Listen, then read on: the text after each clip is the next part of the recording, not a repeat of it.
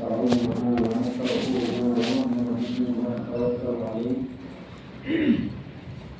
ونعوذ بالله من شرور أنفسنا ومن سيئات أعمالنا من يهده الله فلا مضل له ومن يضلله فلا هادي له ونشهد أن سيدنا وسندنا وحبيبنا وطبيبنا محمد وعلى آله وصحبه وسلم تسليما كثيرا كثيرا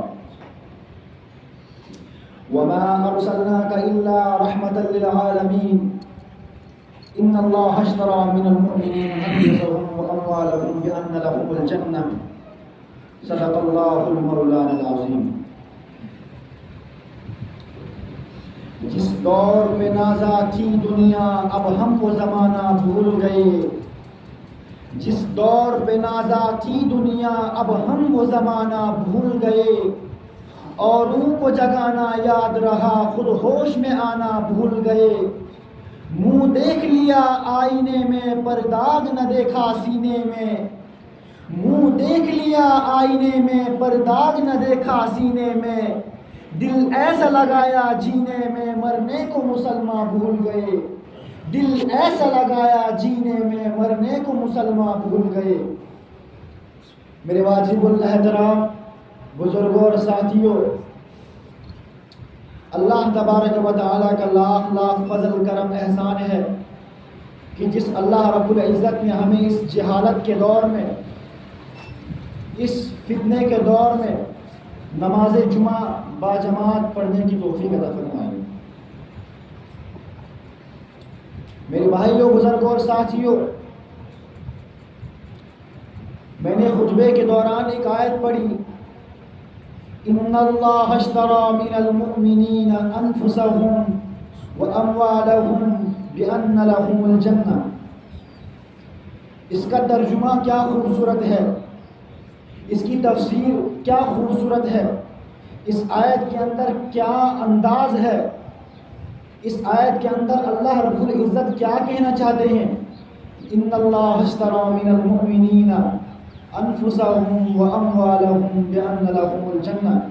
اللہ تبارک و تعالیٰ کہتے ہیں میرے بندے، میں نے تجھ سے تیرا مال اور تیری جان خرید لیا ہے. اللہ کیا کہتے ہیں؟ میرے بندے، میں نے تجھ سے تیری جان اور تیرا مال خرید لیا ہے اور بدلے میں تجھے جنت عطا کی ہے. یعنی سودا ہو چکا ہے، ہماری جان اور ہمارے مال کا سودا ہو چکا ہے. اللہ رب العزت نے یہ خرید لیا ہے. اب بتاؤ بھلا خریدی ہوئی چیز کا کوئی مالک ہو سکتا ہے؟ بیچی ہوئی چیز کا کوئی مالک ہو سکتا ہے؟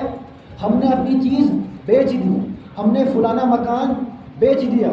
بیچنے کے بعد کیا ہمارا اس مکان کے اوپر حق ہے؟ ذرا بتاؤ تو صحیح. جو چیز ہم بیچ رہے ہیں، ہم نے گاڑی بیچ دی، اب آپ بتاؤ اس بیچنے کے بعد ہمارا اس گاڑی پہ کوئی حق ہے؟ نہیں، کوئی حق نہیں. جب دنیا کا قانون ایسا ہے، جب دنیا کا نظام ایسا ہے کہ کوئی چیز بیچنے کے بعد اس چیز کا مالک نہیں ہوتا، کسی چیز کے بیچنے کے بعد کسی چیز کا وارث نہیں ہوتا، تو آپ بتاؤ جو ہم نے اپنا مال، ہماری جان اللہ تبارک و تعالیٰ کے سپرد کی ہے، بدلے میں جنت، بدلے میں کیا؟ جنت. تو بتاؤ آپ اس بدلے میں اگر ہمیں جنت مل رہی ہے تو ہم اپنی جان کے مالک ہیں؟ کیا ہم اپنے مال کے مالک ہیں؟ نہیں. نہ ہی ہم اپنے جان کے مالک ہیں، نہ ہی مال کے مالک ہیں. جب اللہ رب العزت نے ہماری زندگی خرید لی ہے تو اللہ جیسے چاہے ہمیں استعمال کر سکتا ہے. چاہے خواہ اپنی عبادت میں ہو، اپنی بندگی میں ہو، نمازوں میں ہو. روزے کے ذریعے ہمیں استعمال اللہ کرتے ہیں، حج کے ذریعے استعمال کر رہا ہے اللہ، ہمیں زکوٰۃ کے ذریعے استعمال کر رہے ہیں. ہر طرح کے ہمیں اللہ استعمال کر رہے ہیں، لیکن ہم استعمال ہونا نہیں چاہتے، ہم استعمال ہونا نہیں چاہتے. اگر ہمارے دلوں کے اندر ذرا سا بھی خوف ہوتا کہ جو چیز ہم نے بیچ دی ہے، جس چیز کے ہم مالک نہیں ہیں، اس کے باوجود ہم اس چیز پر حق جتا رہے ہیں، تو اگر ہم اس بات پر غور کرتے تو ہم چلو بھر پانی میں ڈوب کر مر جاتے. قرآن کریم کے اندر صاف صاف لکھا ہے ان اللہ اشتری من المؤمنین انفسهم وَأَمْوَالَهُمْ بِأَنَّ لَهُمُ الْجَنَّةَ، کہ جو چیز ہم نے بیچ دی ہے اس کے بدلے میں جنت اللہ رب العزت نے ہمیں دی ہے۔ اب ہمیں اور آپ کو کوشش کرنی ہے کہ اللہ رب العزت نے جس چیز کا ہم سے سودا کیا ہے اس سودے پر ہم پورا مکمل اتریں۔ اللہ رب العزت نے اس دنیا کے اندر اپنے حبیب پاک صلی اللہ علیہ وسلم کو بھیجا اپنے احکامات کو لے کر۔ میں آپ کو بتاتا چلوں، جتنی بھی شریعت ہے، جتنا بھی شریعت کا کام ہے، جتنا بھی دینی علوم ہے، جتنے بھی اللہ رب العزت کے احکامات ہیں، جتنے بھی نبی صلی اللہ علیہ وسلم کے احکامات ہیں، سارے احکامات، ساری شریعتیں، سارا دین، سارا اسلام قرآن کریم کے اندر موجود ہے۔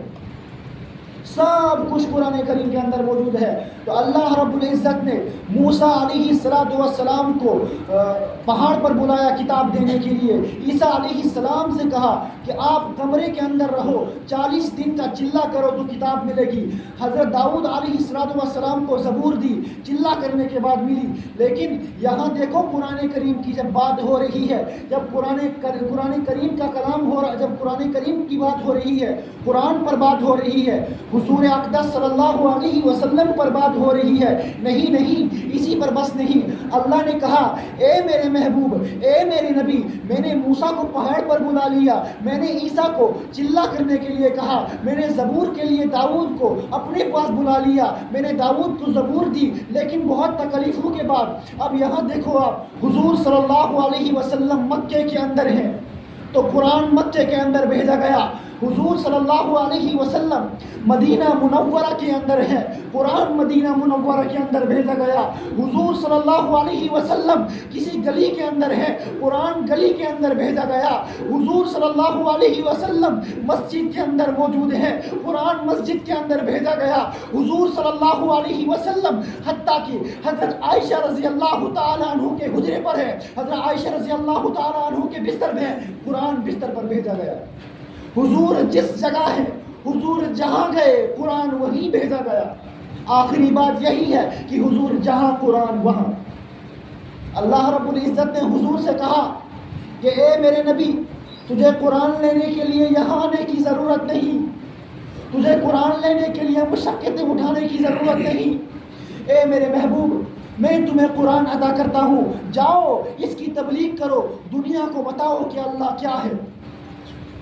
تو کچھ لوگوں نے جب حضور صلی اللہ علیہ وسلم کے ہاتھ میں قرآن دیا گیا کہ جاؤ ان مکہ کے لوگوں کو سمجھاؤ کہ یا ایھا الناس اعبدوا ربکم الذی خلقکم والذین من قبلکم لعلکم تتقون، جاؤ ان مکہ کے لوگوں کو بتاؤ کہ اللہ کون ہے، جاؤ ان مکہ کے لوگوں کو بتاؤ کہ قرآن لے کر کون آیا، جاؤ ان مکہ کے لوگوں کو بتاؤ کہ اللہ کا نبی کون ہے، جاؤ ان مکہ کے لوگوں کو بتاؤ کہ حضور صلی اللہ علیہ وسلم کی عزت دنیا کے اندر کیا ہے، آخرت کے اندر کیا ہے، آسمانوں پر کیا ہے، اللہ کے یہاں کیا مقام ہے، جاؤ ان کو بتاؤ۔ قرآن کو بھیجا گیا۔ جب حضور صلی اللہ علیہ وسلم نے مکہ کے لوگوں سے کہا کہ اے مکہ کے لوگوں، اللہ کی سنو، اللہ ایک ہے، لا الہ الا اللہ محمد الرسول اللہ صلی اللہ علیہ وسلم، تو مکہ کے لوگوں نے مذاق اڑانا شروع کر دیا، کہا کہ یہ نبی کا خود کا بنایا ہوا کلام ہے، یہ نبی نے خود بنایا ہے، نبی جادوگر ہے، نعوذ باللہ من ذالک۔ کہا کہ یہ نبی خود سے باتیں پیش کر رہا ہے۔ تو میرے بھائیوں، بزرگوں اور ساتھیوں، اللہ تبارک و تعالی جلال میں آگے تو اللہ تبارک و تعالی نے کیا فرمایا، وَإِن كُنتُمْ فِي رَيْبٍ مِّمَّا نَزَّلْنَا عَلَىٰ عَبْدِنَا فَأْتُوا بِسُورَةٍ مِّن مِّثْلِهِ وَادْعُوا شُهَدَاءَكُم مِّن دُونِ اللَّهِ إِن كُنتُمْ صَادِقِينَ۔ قرآن کریم کے اندر موجود ہے، سورہ بقرہ کے اندر موجود ہے۔ اللہ رب العزت نے کہا کہ جاؤ ان مکہ کے لوگوں سے کہو، ان مکہ کے لیڈروں سے کہو، اگر یہ نبی کا خود کا بنایا ہوا کلام ہے، تم اس جیسی ایک صورت پیش کر دو، تم اس جیسی ایک صورت پیش کر دو، فَأْتُوا بِسُورَةٍ مِّن مِّثْلِهِ۔ دوسری مثال دی تو بڑے مکہ کے بڑے بڑے لیڈر جمع ہوئے۔ حضور صلی اللہ علیہ وسلم نے کہا کہ تمہارے پاس تو مکہ کا بڑا شاعر امرؤ القیس کے نام سے ہے، تمہارے لیے تو کوئی بڑی بات نہیں ہے، جاؤ قرآن بنا دو، ایک سورت بنا دو۔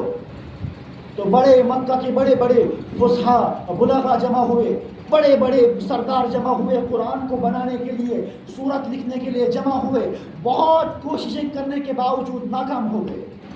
پھر اللہ رب العزت نے کیا کہا؟ ہائے ہائے ہائے ہائے، اگر تم اتنے ہی نکمے ہو، فَأْتُوا بِسُورَةٍ مِّن مِّثْلِهِ فَأْتُوا بِسُورَةٍ مِّن مِّثْلِهِ، ایک سورت نہیں، اب بس ایک آیت پیش کر دو۔ ایک آیت کا سوال کیا اللہ رب العزت نے، تو پھر کوشش کی، پھر ناکام ہوئے۔ پھر اللہ رب العزت کے نبی حضرت اقدس صلی اللہ علیہ وسلم نے اِنَّا أَعْطَيْنَاكَ الْكَوْثَر کی سورت کعبے پر لگا دی۔ جب کعبے پر لگا دی تو امرؤ القیس جو عربی کا بہت بڑا شاعر تھا، جب اس کی نظر پڑی، اس نے دیکھا لکھا ہوا ہے اِنَّا أَعْطَيْنَاكَ الْكَوْثَر، تو خدا کی قسم اس کے دل کی کیفیت کیا تھی، اس کی زبان سے بے ساختہ نکل گیا کہ خدا کی قسم یہ کلام کسی بشر کا کلام نہیں ہے، یہ کسی انسان کا بنایا ہوا کلام ہو ہی نہیں سکتا ہے۔ میرے بھائیوں، بزرگ اور ساتھیوں، حضور اقدس صلی اللہ علیہ وسلم نے اللہ رب العزت کا پیغام دنیا کے اندر پہنچانے کے لیے بہت مصیبتیں اٹھائی، بہت پریشانیوں کو برداشت کیا، مصیبتوں کو برداشت کیا، پتھر مارے گئے حضور صلی اللہ علیہ وسلم کو، ناحق ستایا گیا حضور صلی اللہ علیہ وسلم کو، لیکن حضور صلی اللہ علیہ وسلم نے اللہ اور اس کے احکامات کی پاسداری کی، انہیں آگے بڑھاتے رہے، لوگوں کو کہا کہ آؤ تم پتھر مارو گے، ایک بار مارو گے میں 100 بار آؤں گا، تم ایک بار بھگاؤ گے میں 100 بار ماروں گا، میں 100 بار آؤں گا، تم ایک گالی دو گے میں پھر بھی آپ کے دروازے پر آ جاؤں گا۔ یہ میرے نبی کا ایمان تھا۔ اسی کو قرآن نے کہا وَرَفَعْنَا لَكَ ذِكْرَكَ، اے نبی ہم نے تیرے ذکر کو اونچا کیا۔ میرے بھائیو، یہ مقام ایسے ہی نہیں ملتا۔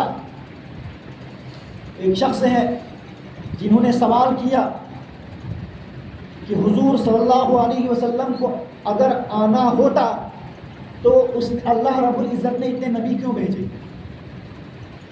میں کہتا ہوں کہ اگر حضور صلی اللہ علیہ وسلم کو اس دنیا کے اندر آنا نہ ہوتا تو شجر و حجر نہ ہوتے، بحر و بر نہ ہوتے، یہ دنیا سجائی نہ جاتی، یہ دنیا بسائی نہ جاتی، یہ دنیا بنائی نہ جاتی، دنیا کی کوئی شے سجائی نہ جاتی، دنیا کے اندر کوئی بھی نہیں آتا۔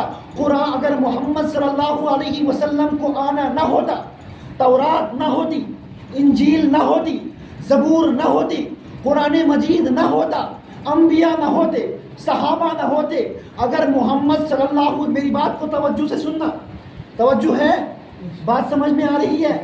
اگر حضور صلی اللہ علیہ وسلم کو اس دنیا کے اندر آنا نہ ہوتا تو اس دنیا کے اندر 40 لاکھ علماء پیدا نہ ہوتے، اگر حضور صلی اللہ علیہ وسلم کو اس دنیا کے اندر آنا نہ ہوتا تو اس دنیا کے اندر 20 لاکھ محدث پیدا نہ ہوتے، اگر حضور صلی اللہ علیہ وسلم کو اس دنیا کے اندر آنا نہ ہوتا تو ابن مسعود محدث نہ بنتا، اگر حضور صلی اللہ علیہ وسلم کو اس دنیا کے اندر آنا نہ ہوتا تو ابو ذر غفاری مفسر قرآن نہ ہوتے۔ میں نے ان سے کہا کہ اگر حضور کو اس دنیا کے اندر آنا نہ ہوتا، یہ کائنات سجائی نہ جاتی، کوئی پیغمبر اس دنیا کے اندر نہ آتا اگر حضور کو اس دنیا کے اندر آنا نہ ہوتا۔ تو اس نے جواب میں کہا بتاؤ، اگر حضور کو ہی اس دنیا کے اندر آنا تھا تو اتنے سارے نبیوں کو بھیجنے کی کیا ضرورت؟ حضرت آدم علیہ السلام سے لے کر حضرت عیسیٰ علیہ السلام تک نبیوں کو بھیجنے کی کیا ضرورت؟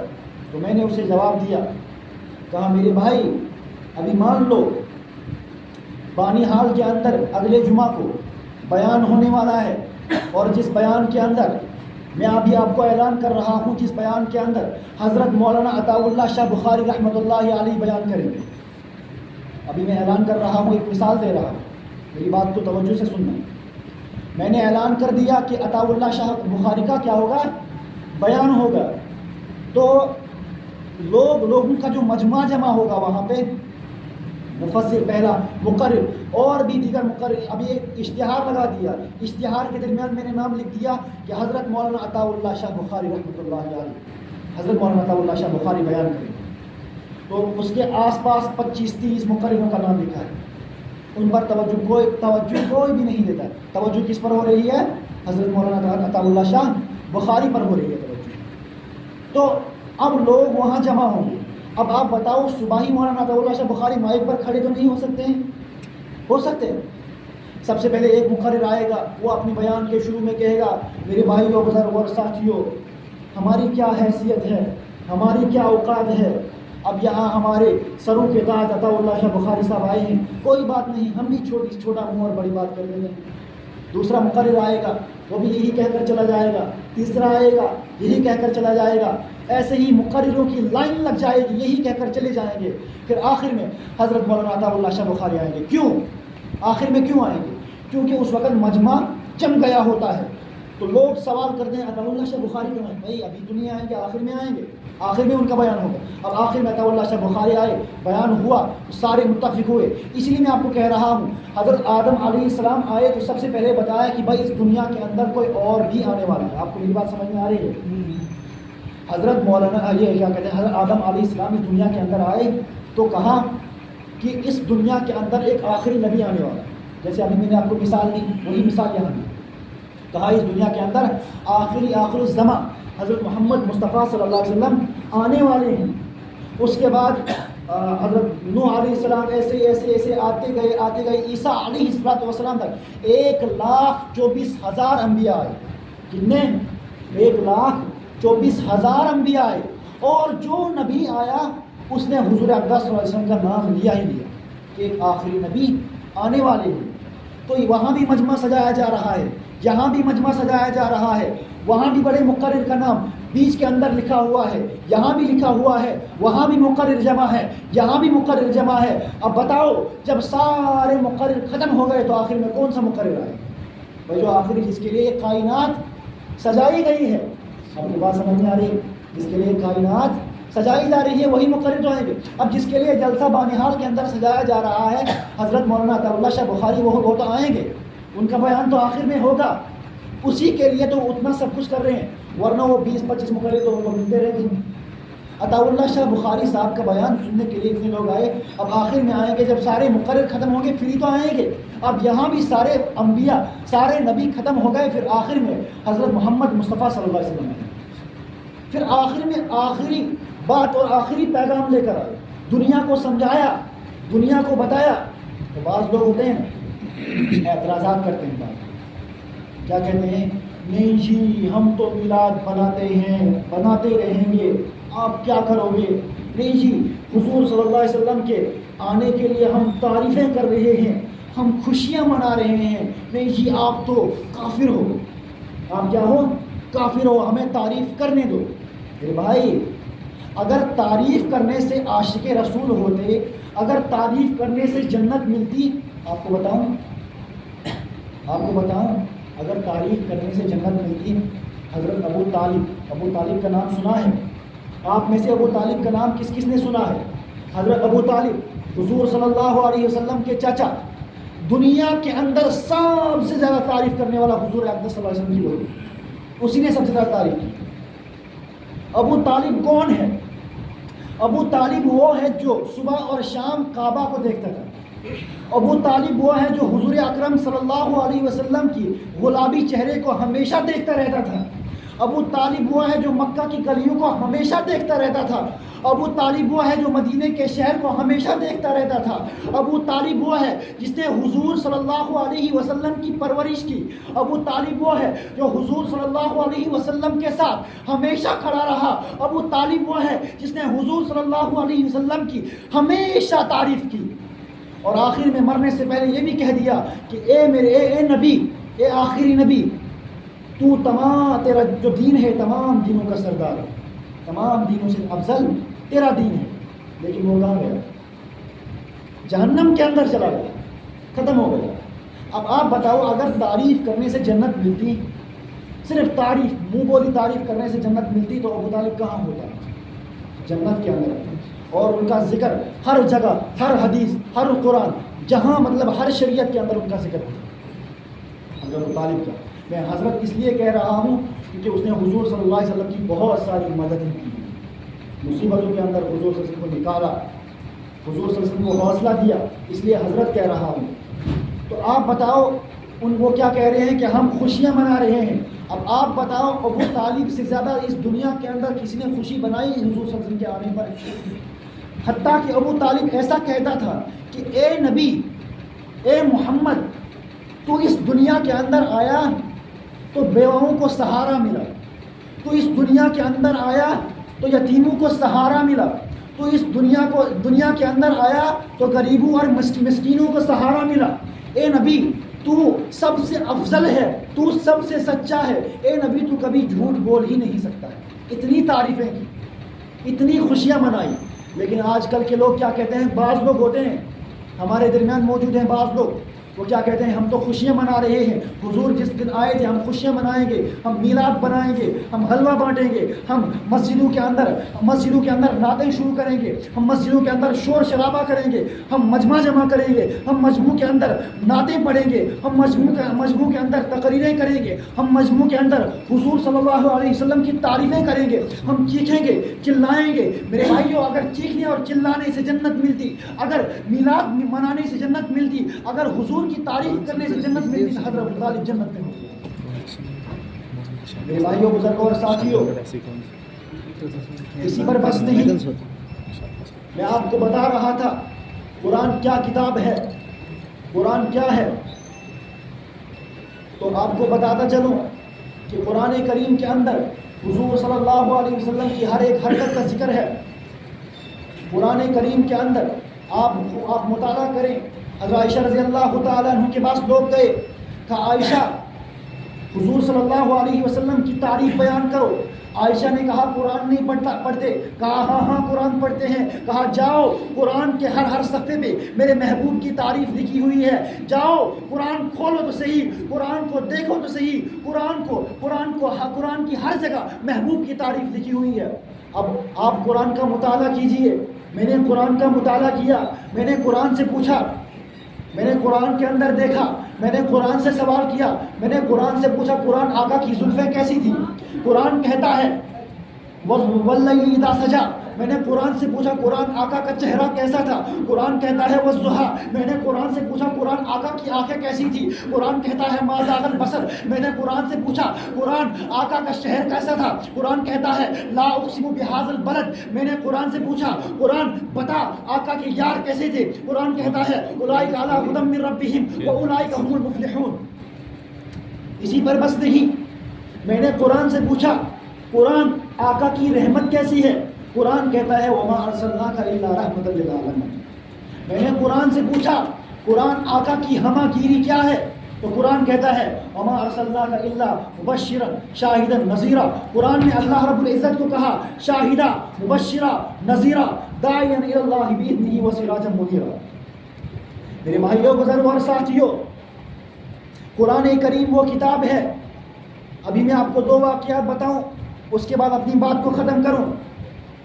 شاہ عبد العزیز رحمۃ اللہ علیہ، آپ نے نام تو سنا ہوگا. شاہ عبد العزیز صاحب جو اس بر صغیر کے بہت بڑے عالم گزرے ہیں. شاہ عبد العزیز صاحب ایک مرتبہ اپنے کتب خانے کے اندر بیٹھے تھے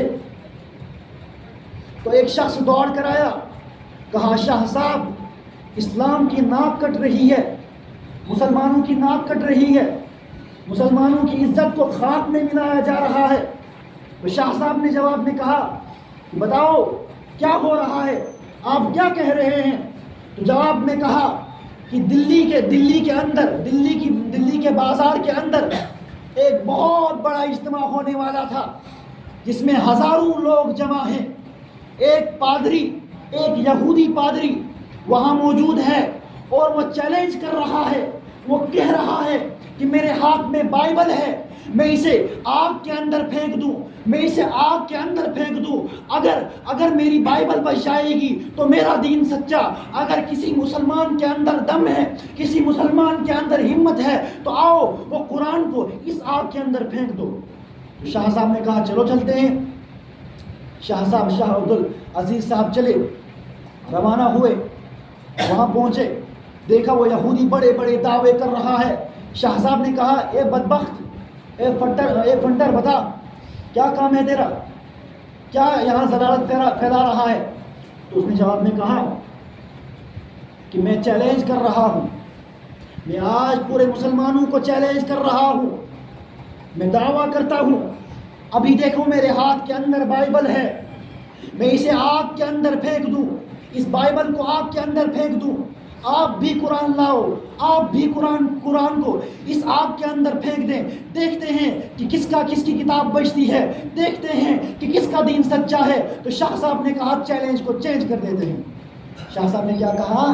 چیلنج کو ہم چینج کر دیں گے، ہم آپ کے دعوے کو چینج کر دیں گے۔ میری رائے یہ ہے کہ ہم نے اگر شرط لگانی ہے، ہم نے اگر دعویٰ کرنا ہے تو تھوڑا بڑا ہو جائے، اگر ہم نے اپنے مذہب کو سچا ثابت کرنا ہے تو تھوڑا بڑا سوچنا ہے۔ کیا کرنا پڑے گا؟ ہمیں تھوڑا بڑا سوچنا پڑے گا۔ کہا نہیں جی بتاؤ کیا سوچنا ہے؟ تو شاہ صاحب نے جواب میں کہا کہ لاؤ تم اپنی بائبل کو سینے سے لگاؤ، میں اپنے قرآن کو سینے سے لگاتا ہوں، تم بھی آگ میں کود جاؤ، میں بھی آگ میں کودتا ہوں، دیکھتے ہیں کہ کون چلتا ہے۔ کیا کہا؟ کہ تم بھی آگ میں کود جاؤ، میں بھی آگ میں کودتا ہوں۔ تو اس یہودی کے ہوش ٹھکانے لگ گئے، یہودی تھر تھرانے لگا، کانپنے لگا اور کپاہٹ کی وجہ سے بھاگ گئے، وہاں سے دور بھاگ گئے۔ تو لوگوں نے پکڑ کر لایا، چل کمینے ابھی تو دعویٰ کر رہا تھا، کہاں جا رہا ہے؟ اب دعوے کو تو پورا کر۔ تو کہہ رہا ہے نہیں جی بائبل کے اندر تو مسالہ لگا ہوا تھا، جسم پر مسالہ کہاں سے لگا؟ کیا کہا؟ بائبل کے اندر مسالہ لگا ہوا تھا، جسم پر مسالہ کہاں سے لگا؟ میرے بھائیوں بزرگوں اور ساتھیوں، اگر شاہ عبدالعزیز جیسا ایمان آج ہمارے اندر زندہ ہوتا تو ہم بھی قرآن کو سینے سے لگاتے، ہم بھی قرآن کو سنتے، ہم بھی قرآن کو سمجھتے، ہم بھی قرآن کو پڑھتے، ہم بھی قرآن کی عظمت کو جانتے، ہم بھی قرآن کی عزت کرتے، ہم بھی قرآن کو پھیلاتے۔ قرآن کے اندر جتنا بھی لکھا ہے، جو بھی کچھ موجود ہے، اس سب کے اندر جو لکھا ہے سارے احکامات کو آگے پھیلاتے۔ میرے بھائیوں بزرگوں اور ساتھیوں، دوسرا واقعہ، حضرت امام احمد بن حنبل رحمۃ اللہ علیہ ایک مرتبہ خواب دیکھتے ہیں، انہیں خواب کے اندر اللہ رب العزت کی زیارت ہوئی، خواب کے اندر اللہ رب العزت کی زیارت ہوئی۔ خواب کے اندر دیکھا کہ اللہ رب العزت سے پوچھا کہ آپ بتاؤ اس دنیا کے اندر آپ کو سب سے زیادہ عزیز کیا ہے؟ جواب میں کہا قرآن کریم۔ کہا چاہے قرآن اچھا پڑھے یا برا پڑھے، کہا مجھے سارے عزیز ہیں، یا سمجھ کر پڑھے یا بغیر سمجھے پڑھے، مجھے سارے عزیز ہیں۔ تو آخری بات کہتا چلوں اور اس کے بعد اپنی بات کو ختم کروں۔ منشی رحمت علی ایک بہت بڑے بزرگ گزرے ہیں، جلدی بیان کروں، وقت بہت کم ہے۔ وہ آگے ایک نانوتا ایک بستی کا نام تھا، دارالعلوم دیوبند کے آس پاس نانوتا ایک بستی کا نام تھا، وہاں سے ان کا گزر ہوا۔ تو ایک بستی کے اندر ایک بہت بڑے بزرگ کا کیا کہتے ہیں انتقال ہو گیا۔ اس بزرگ نے وصیت کی تھی کہ میرا جنازہ کیا منشی رحمت علی صاحب سے پڑھوا لوں۔ تو ان سے کہا کہ بھائی جنازہ پڑھوا دو۔